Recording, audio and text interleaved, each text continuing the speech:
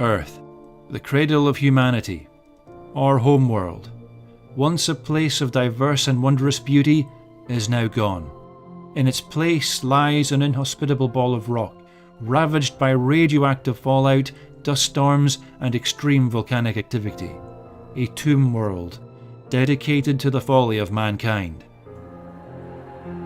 Years of tensions between East and West finally came to a head. No one knows which side was the first to press the button that launched the missiles that began World War III. And in the end, it doesn't really matter. The result was mutually assured destruction.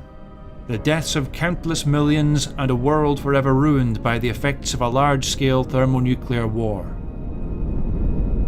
But for one of the sides, it seemed as though a nuclear holocaust was not enough. An asteroid, even larger than the one that killed the dinosaurs, deliberately had its orbit altered, and by the time it was spotted hurtling towards the Earth at over 30 kilometers per second, it was already too late. The Martian Defense Fleet, already on their way to Earth, swiftly linked up with a few surviving USAC warships in Earth's orbit, and together they engaged what remained of the Eastern Alliance Space Fleet, who had already begun calling themselves the People's Republic of Earth.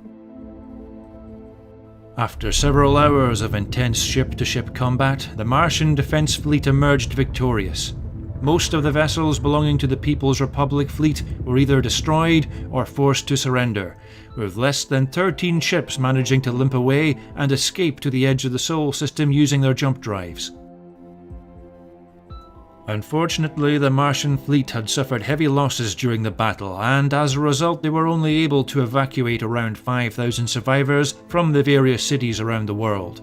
But before they left, they took with them some much-needed medical supplies, equipment, and several types of animals that were important for human survival off-world. When the last Martian ship left the landing pad at Rockhampton, Australia, more than 2 billion people still remained on the Earth, and with less than 2 hours to go before the asteroid struck, they never stood a chance.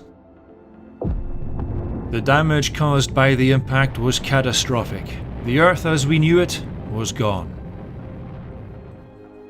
But mankind still survived. The years shortly after the destruction of the Earth was some of the hardest in human history. The survivors from Earth were resettled on both Mars and on the various space stations and moon-based colonies that had spread throughout the solar system. But without the infrastructure to support them, many died from disease and starvation as both Mars and the outer colonies struggled to cope with the influx of refugees. Over the years, the situation gradually improved, but even now things are still far from perfect. Hunger, poor living conditions, and a high infant mortality rate are still among the many problems faced by those living in a post-Earth era. The Mars Provisional Government, lacking resources, manpower and capital, govern in name only. Most of the real power in the Sol system is held by the corporations, such as the Interstellar Mining and Defense Corp, Ares Combat Industries, the Galactic Corporation, Results-Oriented Sciences, and the Sol Cooperative. Piracy and murder is rife, especially in the asteroid belt and the outer regions of the Sol system, where many pirate factions have taken advantage of the power vacuum as well as the inherent corruption of the corporations in order to prey on any merchant shipping that's not being protected by an escort, and sometimes even those that are. There have also been some attempts to colonize other star systems beyond our own, and there's even news that 2 Earth-like worlds have already been discovered, both of which are within 50 light-years of the Sol system itself, but attempts to colonize them have been fraught with difficulty, as each of the worlds discovered thus far have their own unique set of challenges that need to be overcome before any serious attempts at large-scale colonization can begin. With the possibility of us being able to settle on other Earth-like worlds out there, mankind, it seems, may not be doomed after all.